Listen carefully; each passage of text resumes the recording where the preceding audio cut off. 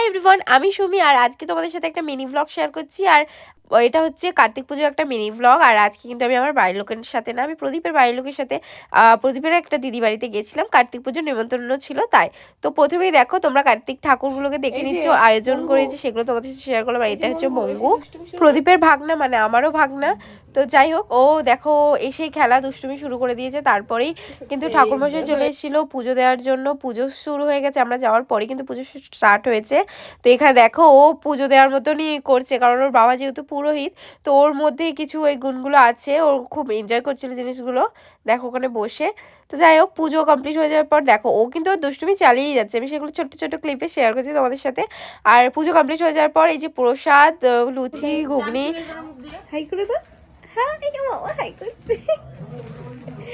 আজকে মিনি ব্লগটা এই পর্যন্ত। যদি ভালো লাগে লাইক কমেন্ট শেয়ার আর সাবস্ক্রাইব করে দিও। আজকের জন্য বাই বাই, পরে একটা ভিডিও দেখা হচ্ছে।